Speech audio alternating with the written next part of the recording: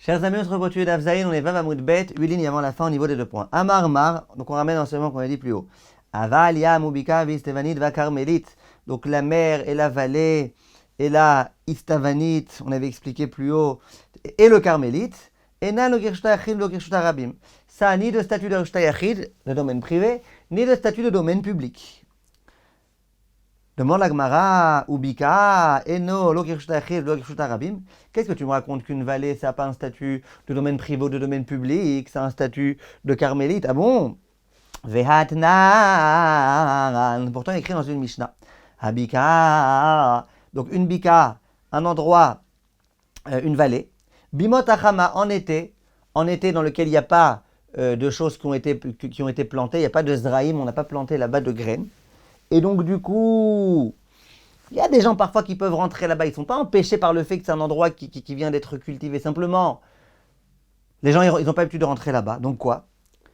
Reshut hayachid, les Shabbat. C'est considéré comme étant un domaine privé au sujet de Shabbat. Pourquoi? Parce que les gens, ils peuvent rentrer là-bas, de l'extérieur, certes, mais ils n'ont pas l'habitude de rentrer. Regardez Rashi. Regardez Rashi, Shabbat. Les gens, ils passent pas tellement là-bas. Les gens, ils n'ont pas l'habitude de dévier du chemin habituel pour aller dans le champ. Par contre, c'est un Reshut Rabim Letuma. On a un principe, c'est que quand on a un doute à propos d'une impureté, quand on est dans le domaine public, eh ben, dans le doute, on autorise. Maintenant, pourquoi on appelle ça un domaine public à ce sujet-là? Parce que pour ce qu'on appelle Reshut Rabim ou Reshut Yachid au sujet de l'impureté, Reshut Yachid, c'est un endroit dans lequel on se cache, un endroit dans lequel on est vraiment isolé. Là-bas, on n'est pas isolé. Pourquoi on n'est pas isolé? Puisqu'on peut rentrer. Il y a des gens qui peuvent rentrer. Par contre, Bimot Akshamim, lorsqu'il pleut, Reshut Yachid, on considère que c'est complètement un domaine privé. Pourquoi? Parce que personne ne rentre. Pourquoi personne n'entre là-bas? Parce que là-bas, c'est cultivé. Amar, donc en tous les cas, qu'est-ce que tu me racontes que c'est ni domaine privé ni domaine public? Tu vois bien que si. En hiver, c'est un domaine privé, etc. Dit la Gemara, Amaroula, il te dit comme ça. Léolam Carmélite Avia. Moi, je vais te dire que Béhémet, cet endroit-là, la Bika, c'est considéré comme étant un carmélite. C'est pas un domaine privé. Et si quelqu'un il jette, par exemple, d'un domaine public dans cette vallée, il ne sera pas chayav.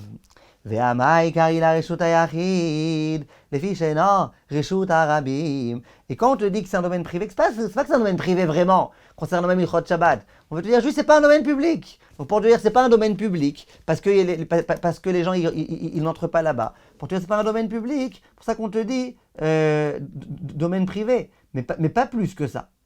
Dit la Gemara, ça c'est la réponse de Raoula. Ravashi Amar, on arrive là aujourd'hui, Ravashi dit Kegandeit la mechitzot. Ravashi te dit, de quoi on parle quand on te parle d'un domaine privé? On te parle d'une bika dans laquelle il y a des barrières tout autour. Et puisqu'il y a des barrières, ça s'appelle un domaine privé. Et nous, quand on te parle d'une bika comme étant pas un domaine privé ni un domaine public, c'est lorsqu'il n'y a pas de barrière. Vechia de Amar Ula Marabi Yochanan, comme ce Rav a dit, Karpef yoter mi bet saataim. Quand tu as un karpef, donc un espèce de grand endroit comme ça, qui mesure plus que Bet Saataim, une grande dimension, une grande surface, chez l'Oukaf les dira, où il y a des barrières, mais les barrières n'ont pas été faites en tant qu'habitation.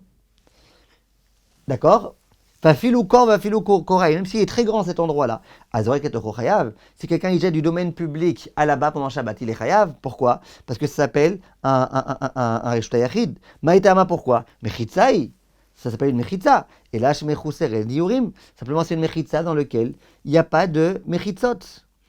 D'accord? Là-bas, il y a écrit explicitement que par exemple, dedans, tu ne peux pas dire que c'est un domaine privé, je porte autant que je veux. Non, tu ne peux pas porter plus qu'une dimension de Arba Amod de 2 mètres. Simplement, pas parce que Minatora, c'est pas un Reshut Yachid. Minatora, c'est un Reshut Yachid. Si tu jettes du domaine public à dedans, t'es chayav. Alors pourquoi? Parce que comme les mechitzot, elles n'ont pas été mises en tant qu'habitation, Ramim, ils ont institué que ce ne soit pas comme un vrai domaine privé. Mais en fait, c'est un vrai domaine privé. Très bien. Donc, 2 façons de résoudre. Première façon, c'est de dire qu'en fait, ce n'est pas un vrai Reshut Yachid. Deuxième façon, c'est de dire que c'est vraiment un Reshut Yachid, mais uniquement quand il y a des mechitzot. Dit Agmara Bish, la Maravashi lo Amar Kedeoula. Je peux comprendre pourquoi Ravashi n'a pas dit comme Oula. Agmara, dans un instant, il va d'ailleurs l'expliquer. Et là, Oula m'a été un mal au Amar Keshamate. Pourquoi Oula, il dit pas comme lui-même? Vous voyez bien que qui est-ce qui dit là qu'un Karpef qui fait plus que Betsa Ataim, dans lequel il y a des Mechitot, c'est un Shtayachid? C'est Oula ou Rabbi Yochanan, donc c'est Oula. Or pourquoi Oula, quand on a posé la question de la Bika, il a répondu ouais, en fait, Reshuta Yachid, c'est pas un vrai Reshuta Yachid, mais comme c'est pas Reshuta Rabbi, on appelle ça Reshuta Yachid. Réponds toi-même en suivant ta propre opinion. Que quoi? Que on parle d'un truc où il y a des Mechitzot. Pourquoi t'as pas voulu dire ça? Amar Lecha, Oula il va te dire, ideit la Mechitzot, Bika, Karela, Karpef ou. Si jamais il y a des Mechitzot, on n'appellerait pas ça une Bika, on appellerait ça un Karpef. Pourquoi j'ai pas voulu dire ça? Veravashi, et pourquoi Ravashi lui il n'a pas voulu répondre comme Oula? Parce qu'il n'y a pas écrit c'est pas un reshoot arabim.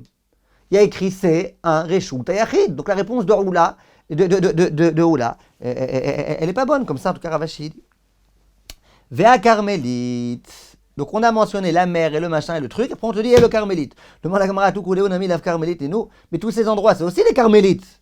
Donc qu'est-ce que tu viens inclure quand tu dis en plus de tout ça, il y a un cas qui s'appelle le carmélite. Lui, du coup, on parle d'un angle, comme ça, d'un coin, qui se trouve proche du Reshut Harabim. C'est-à-dire que tu as le domaine public, tu as un domaine privé qui est à côté, mais il est vraiment à l'angle. Alors, quand parfois dans le domaine public c'est bondé, il y a des fois où les gens, au lieu d'aller tout droit, à un moment donné, ils n'ont pas le choix, ils rentrent un petit peu par là-bas. Donc il y a parfois un peu de passage. Mais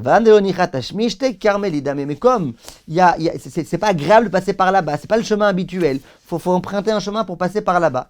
Alors ça s'appelle un domaine qui s'appelle carmélite. Et c'est ça qu'on fait allusion quand on dit Vea carmélite. Ki ata Ravdimi Amar Rabbi Yochanan Soravidi. Ben Amudim Nidon ke carmélite. C'est quoi Ben Amudim Nidon ke carmélite? Si jamais j'ai un... Il y a le marché, Rachid explique qu'il y a le marché. Et là-bas, il y avait un endroit, des espèces de poteaux comme ça. Or, l'endroit qui est entre les poteaux, ça a un statut de carmélite. Maïta, pourquoi? Il y a des gens qui passent par là-bas. Puisque tu ne peux pas marcher tout droit, parce qu'il y a plein de bâtons. Un là, un là, un là. Quand tu veux passer les bâtons, on a l'impression que tu es sur une piste de ski, que tu vas faire du slalom. Tu ne peux pas marcher normalement. Donc ça ne s'appelle pas un domaine public, ça s'appelle un domaine privé. Un peu comme le cas d'avant, où tu as un domaine public, et tu as une maison, et la maison elle est en angle. Et c'est vrai que la partie de l'angle là dans lequel tu pourrais passer, ça fait partie du domaine public. Mais quand tu vas passer tout droit, c'était le cas d'avant, tu es obligé de faire comme ça pour passer. Alors ça s'appelait un carmélite.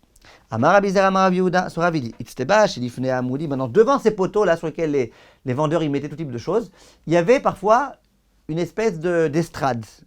Or cette estrade là, Nidon que carmélite, elle a un statut elle aussi de carmélite. Alors dit la Gemara, d'après ceux qui disent que même la partie qui est entre les poteaux, où on peut passer, simplement faut slalomer, ça s'appelle un carmélite. Quand chez Kenitsteba, a fortiori, l'estrade qui se trouve au-dessus de ces poteaux. Les mandamar Itzteba, par contre ceux qui te disent que la Itzteba, elle c'est un carmélite, Itzteba ou de Onichatashmishte, ils vont te dire que c'est l'estrade, qui n'est pas un domaine public parce qu'on ne peut pas marcher dessus, etc. Aval, Ben Amoudim. Par contre, entre les Amoudim, des Nichatash Mishtem, malgré tout, on peut passer plus facilement. Lo, alors là, non. Là, on ne dira pas que c'est un domaine qui s'appelle carmélite. D'accord? Dit la Gemara.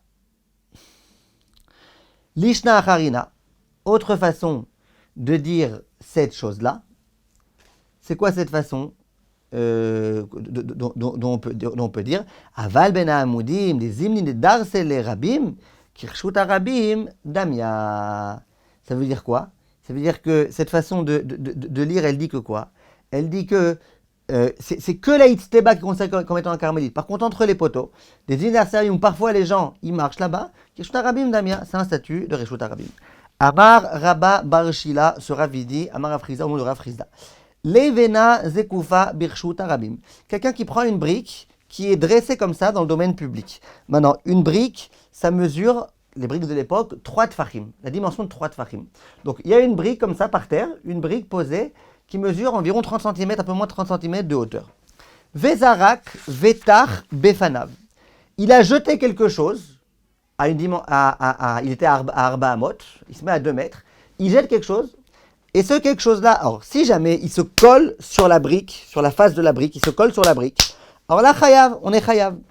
Al-gaba, patour. Si par contre ça se repose sur la brique, là, on est patour. Alors Rashi, il explique et il dit comme ça. Vetach alpanea kigon dvena shmena otit. Comment c'est possible que ça se colle sur la face de la brique? C'est un truc comme ça, un peu visqueux. Par exemple, c'est une figue. Tu prends une figue, paf, tu la jettes, paf, elle se met sur la dvela et elle reste collée là-bas. Ou par exemple, quelque chose de collant, du ciment ou quoi. Alors là, qu'est-ce qui se passe? Alors là, on est chayav. Rashi, il dit pourquoi? Parce que, de la même façon que si jamais au bout des 2 mètres ça s'était posé sur Shtarabim, ça aurait été chayav. Là aussi, quand ça se pose là-bas sur cette brique, ça s'appelle que c'est posé comme par terre dans Shtarabim. Pourquoi? Parce que toute partie qui est en dessous de 10 tfachim, de 3 tfachim dans Shtarabim, c'est considéré comme étant Shtarabim. D'accord? Et après, il continue à expliquer. Par contre, si c'est au-dessus, al-gaba, patour, que des moukela, abaye vera, et gova gimel, le darse barabin, et makom l'asma. Si au-dessus de la brique, ça fait déjà 3 tfachim de hauteur. Puis que ça fait 3 tfachim de hauteur, ça s'appelle plus le domaine public. Pourquoi? Les gens maintenant, quand ils veulent passer, ils doivent enjamber, etc. C'est pas facile. Ça s'appelle plus le domaine public. Abaye vera, dans le rabbanim, ils expliquent bien, il dit, vous shegavoa, shlosha, de darse l'arabim. C'est uniquement une brique qui mesure donc 3 tfachim, où les gens ils peuvent pas passer. Pour ça que si c'est au-dessus de cette brique-là, eh ben, ça s'appelle plus un domaine public. Donc on n'est pas chayav, on est chayav quand on jette quelque chose du domaine public au domaine public à une distance de Arba Amot. Ou sur un domaine privé, mais pas sur un truc comme ça qui est rien des deux.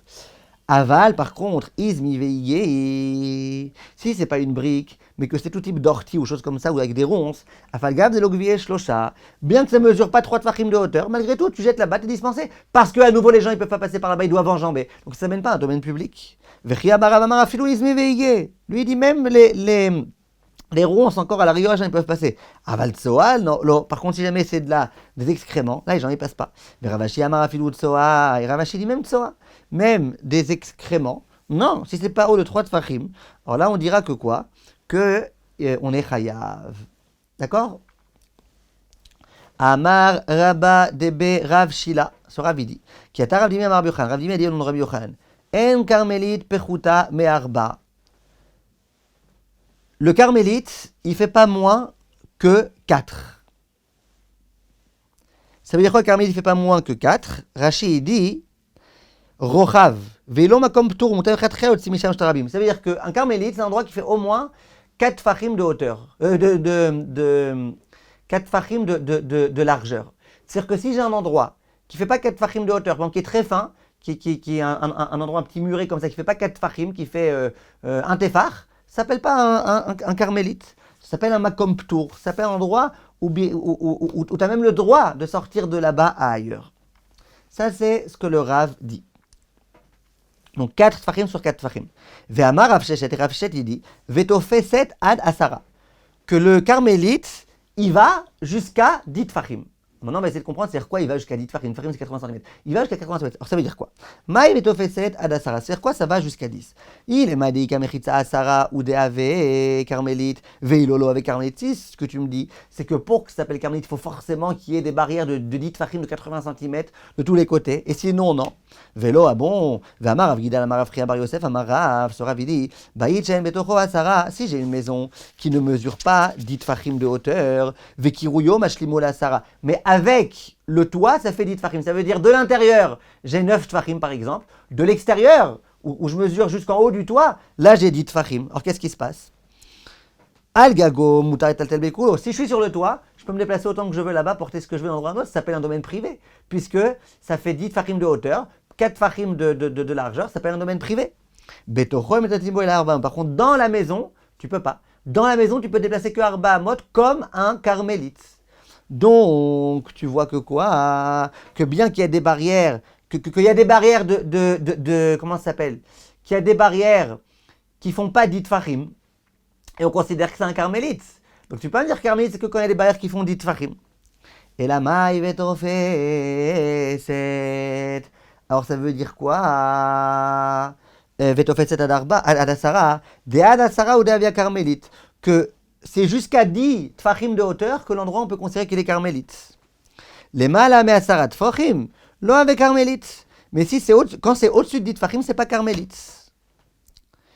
Vechiyad amar le Shmuel le Rav Yehuda, comme ce que Shmuel a dit à Rav Yehuda, Shinena, écoute bien, Lotive bemile de Shabbata le Maala me'asara. Quand on parle des halachot de Shabbat, c'est pas au-dessus de 10. Au-dessus de 10, il n'y a pas des halachot de Shabbat. La elle demande les Ma'il Cheta. À quel sujet le Rav a dit au-dessus de 10 Tfachim, il n'y a pas. Si tu veux me dire qu'il n'y a pas de domaine privé au-dessus de 10 Tfachim, c'est-à-dire que le domaine privé va que à 10 Tfachim et pas plus haut. Impossible. Ce que Rav Frizda a dit, si quelqu'un a planté un bâton dans le domaine privé, quelqu'un a jeté quelque chose du domaine public en haut du bâton, même si le bâton il est haut de 50 mètres, chayav, je suis chayav, c'est comme si j'avais jeté du domaine privé du domaine public au domaine privé, je suis chayav. Et pourquoi je suis chayav? Parce que le domaine privé, il monte jusqu'au ciel, même au-dessus de 50 cm, c'est encore domaine privé. Donc je suis chayav, j'ai jeté du domaine public au domaine privé, ça atterrit en haut du bâton, je suis chayav. Donc qu'est-ce que tu me racontes que quoi? Donc c'est sûr que quand on te dit il n'y a pas de domaine au-dessus de 10 Tfachim, qu'on ne parle pas du domaine privé bien sûr qu'il va même au-dessus de 10 Tfachim, on tourne la page. Et là, des Reshut Harabim, les Maala, Me'asara. Alors ce qu'on veut dire, c'est que le domaine public, tout ce qui s'appelle Reshut Harabim, c'est jusqu'à une hauteur de 10 Tfachim. Au-dessus de 10 Tfachim, il n'y a plus de problème. Mais ça, matnitini, c'est un enseignement explicite, d'Itnal, comme il y a écrit. Azorek Arba Mod Bakotel. Si quelqu'un, il jette à une distance de Arba Amot, donc du domaine public au domaine public, il jette à une distance de Arba Amot, Bakotel, et ça arrive sur un mur. Les Malamasarat Fachim Kezorek, Ba'avir. Or, si il jette ça au-dessus des 10 Fachim, c'est comme s'il jetait dans le vent. C'est pas comme s'il jetait dans un domaine public, c'est comme s'il jetait dans le vent et donc il est dispensé. Les Matomeasarat Fachim Kezeirek Ba'aretz. Et si il jette, par contre, si c'est en dessous des 10 Tfachim, voilà, c'est comme s'il jetait par terre et il est chayav. Donc ça, on le sait déjà qu'il n'y a pas de domaine public au-dessus de 10 Tfachim. C'est quoi le chidouche du Rav?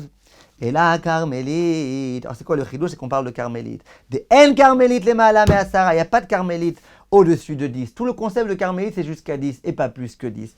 Et c'est ça, dans le hamoud d'avant, ce qu'on a voulu dire quand on a dit Vetofeset Adasara, que ça va jusqu'à 10 et pas plus que 10. Maintenant, la Gemara, elle continue, elle explique, elle dit Rabanan, à propos du carmélite, Chachamim, ils ont été permissifs et lui ont donné Mikuler et Shutayachid, les coulottes, les indulgences, les permissions qu'il y a dans le domaine privé. Et là, on est indulgent dans le Reshut Harabim. C'est-à-dire quoi? En quoi, au carmélite, on lui a donné un statut permissif comme le domaine privé? C'est uniquement si c'est 4 sur 4 qu'on amène ça, qu'on appelle ça un carmélite. Si par contre, le carmélite il fait moins que 4 sur 4 et de superficie, on appelle ça un makom tour be'alma. D'accord? Mikuler, Reshut Harabim, et c'est vrai qu'on a donné les coulottes de Reshut Harabim, Dead, Asarat, Fachim ou Deavia, carmélite, que c'est jusqu'à 10 Fachim qu'on appelle ça un carmélite. Les Malam Asarat Fachim, l'avia carmélite, au-dessus de 10 Fachim, on appelle ça pas un carmélite. Pas comme le Reshut Hayachid, où lui on dit qu'il va jusqu'au ciel. Goufa, on ramène un enseignement qu'on a dit tout à l'heure. Amar Gidal, Amar Priya, Bar Yosef, Amar Bain Shen Tocho Asara. S'il y a une maison qui ne mesure pas 10 de profondeur, 10 Fachim, mais qui rouillot, Mashlemol et Asara, et que c'est le toit qui complète, Al-Gago, Moutar, Letal, Tel, Bekulo. Sur le toit, on peut porter autant qu'on veut.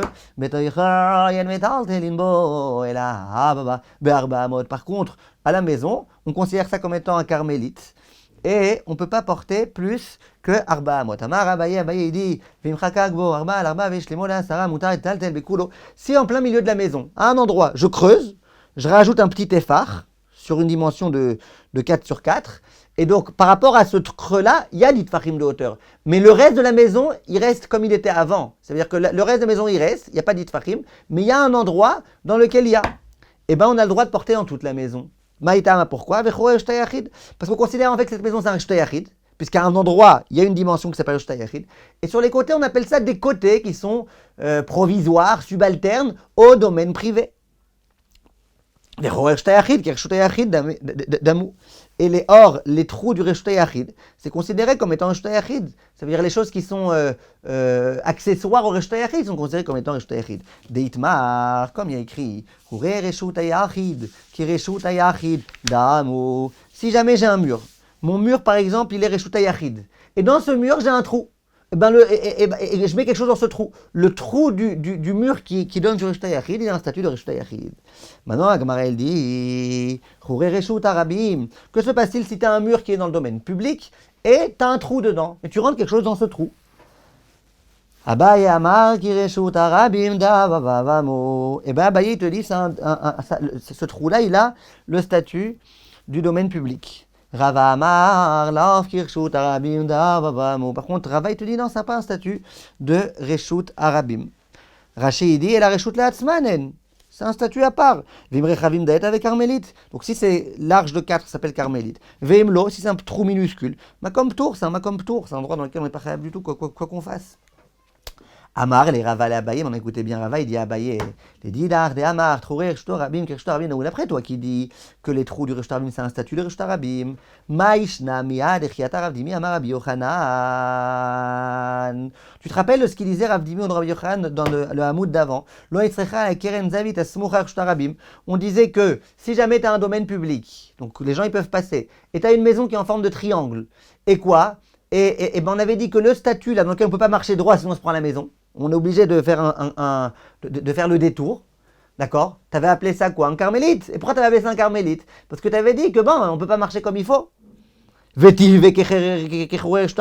dirais pas que c'est comme un trou du Reshut Arabim, comme quelque chose de provisoire au Reshut Arabim? Et donc tu devrais dire que c'est un statut de Reshut Arabim? Ça il lui répond, il dit mais non, quel rapport? Là-bas, c'est pas agréable de passer. Nicha. Là-bas, c'est pas facile de passer, donc ça s'appelle pas un domaine public. Par contre, ici, tu as un trou sympa qui donne sur ce mur. Le trou est sympa, tu peux t'en servir, ça s'appelle un Reshut Arabim. Tnan, il y a écrit. Azorek Avamod Vekotel et Malam Asara. Donc ici, quelqu'un il jette à une distance de 2 mètres de Arba Amod, 4 coudées d'un mur. Donc il est dans un domaine public. Les Malam et Asara. On a dit ici, il est au-dessus de Asarat Fahim. Kezorek Ba'avir. C'est comme s'il jetait dans le vent. Et après, on dit par contre, les matam asarat fachim, moins que 10, kezorek baretz, comme s'ils avaient posé par terre. Ve'avinan ba, on avait posé la question, amaike kezorek baretz, pourquoi c'est comme s'il était posé sur la terre? Ve'a lo noach. Mais pourtant, ça s'est pas reposé. Pourquoi tu as un mur? Tu jettes quelque chose sur le mur, ben ça rebondit. Vous avez déjà joué à l'australienne. Tu lances une balle sur le mur, elle rebondit, donc il n'y a pas de anacha. Donc s'il n'y a pas d'anacha, tu peux pas dire qu'on est chayav. Pourquoi être chayav? Il faut que ce soit posé là-bas. Ve'amar Rabbi Yochanan bidvela shmeina shanu. Et Rabbi Yochanan dit non, c'est de quoi on parle? On parle d'une grosse figue que quand tu la jettes, elle reste collée là-bas. Donc elle est collée en dessous de Ditfachim. Ça s'appelle qu'elle s'est posée là-bas. Or, si tu penses que les trous qui se trouvent dans un mur, qui est lui-même sur le domaine public, qui s'appelle un domaine public, pourquoi tu as besoin de me parler, de me dire un truc super bizarre que tu as jeté une grosse fille que tu as écrabouillée sur le mur?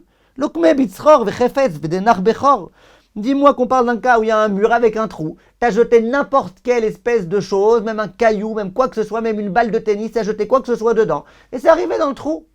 En dessous de Ditfachim, le trou, il a un statut de Reshut Arabim. C'est comme si tu avais jeté Arba Amod dans un Reshut Arabim. Ça s'est posé quelque part, ça s'appelle qu'il y a eu une anacha. Et puis voilà. Zimnin Meshanela. Alors parfois le Rav il répondait à la question en disant Shanet Srov Echefez Midar Veate. Il disait non, mais même quand tu jettes une balle, c'est très rare que tu arrives exactement au trou. Et même quand parfois ça arrive au trou, après ça ressort. Donc c'est pour ça qu'on a préféré parler d'un truc qui se colle et puis voilà. Zimnin Meshanela Bakotel et El Bechor. Et parfois il disait, tu sais quoi? On parle d'un mur où il n'y a pas de trou. Toi, tu me dis, pourquoi j'ai besoin de te parler d'une fille? Parce que moi, je te parle même d'un cas où il y a un mur où il n'y a pas de trou. Mimai, et d'où je sais qu'on parle d'un mur où il n'y a pas de trou. Mi de katane reisha, parce qu'au tout début, il écrit quoi? Sarak le malam et sarat fachim, kezorek va avir, que si jamais il a jeté au-dessus des dites fachim, c'est comme s'il jetait dans le vent et on est dispensé. Veisal kadatar, bekotel, deid becho. Or, si tu me dis qu'on parle d'un cas d'un mur où il y a un trou, amai kezorek ba avir. Donc, quand ça arrive en haut, c'est que ça arrive en haut de dit fachim au niveau d'un trou. Après, tu me dis que c'est comme si c'était kezorek ba avir. C'est comme si c'était dans le vent. Anar bechor. Pourtant, c'est tombé dans un trou, dans le trou. Ouais. Pourquoi Rashi dit amai kezorek ba avir? Ça au-dessus de 10. Ça pose quelque part. Eh bien, ça s'appelle un Reshut HaYachid. Et si tu dis que la Mishnah, elle parle d'un mur, d'un trou qui ne fait pas 4 sur 4, donc ça ne peut pas s'appeler un domaine privé. Mais pourtant ce Rav a dit, Zarak, les malama sarat tfachim balcha venacha bechor kol shehu, que si tu jettes au-dessus de 10 tfachim, donc tu jettes à 4 amot, ça arrive dans un trou, au-dessus de 10 tfachim, kol shehu, et le mur, le trou est tout petit, il ne fait pas 4 sur 4. Bah, nous les marloquet Rabbi Meir vers Rabanan, on arrive à la marloquet Rabbi Meir et Chachamim, de Rabbi Meir, ça va choïk et kin ashlim. Rabbi Meir, lui, pense et il dit que si ce trou, eh ben, en le creusant, ça donne 4 sur 4, on considère que déjà comme s'il y avait 4 sur 4, ça perd le D'abord, c'est une sougi à propos de l'obligation de mettre la mezouza. Tu n'as pas la dimension de mezouza, mais si tu creuses, tu peux avoir. Rabbi Meir, il dit, ben, considère comme si ça avait été creusé. Verabonon, c'est vrai. El chokekin ashlim, Chachamim, ils disent que non. Donc, si on te dit que quand on jette un objet dans le mur, au-dessus de 10 tfachim, eh ben, c'est comme si tu n'avais rien fait. En d'autres termes, ça veut dire que quoi? C'est-à-dire que l'objet, voilà, il s'est mis là-bas et puis il est tombé. Donc ça veut dire que quoi? Qu'on ne parle pas d'un trou. Parce que si on parlait d'un trou, si dans la Sefa on parle d'un trou, dans le Récha aussi on parle d'un trou. Or si tu parles d'un trou, s'il est grand de 4 sur 4, tu devrais dire que tu es chayav, parce que tu es arrivé dans le domaine privé. Et même s'il n'est pas 4 sur 4, tu devrais me dire que d'après Rabbi Meir, on est chayav. Si tu parles d'un mur qui fait 4 sur 4, évidemment. Et là, shma minor, bikoteil, deled bechor, shma minam. Donc on est obligé de dire qu'on parle d'un mur dans lequel il n'y a pas de trou. Voilà pourquoi l'exemple qu'on a préféré donner, c'est cet exemple-là. On se retrouve demain, Bezrat Hashem, pour la frette. Merci de votre attention.